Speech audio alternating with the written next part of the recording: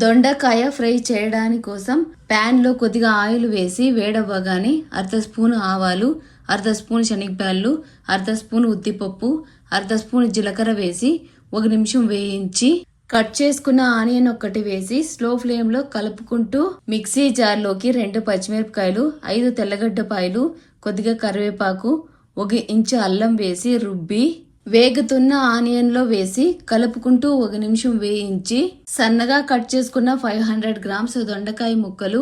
1/2 spoon పసుపు వేసి slow flame లో కలుపుకుంటూ మూత పెట్టి 2 నిమిషాలు మగ్గించి అర్ధ స్పూన్ సాల్ట్ పొడి, అర్ధ స్పూన్ కారం, అర్ధ స్పూన్ ధనియాల పొడి, 1/2 స్పూన్ గరం మసాలా, కొద్దిగా వాటర్ వేసి స్లో ఫ్లేమ్ లో కలుపుకుంటూ దొండకాయ ముక్కలు మెత్తబడే వరకు 5 మినిట్స్ మగ్గించి 4 స్పూన్ల కొబ్బరి పొడి,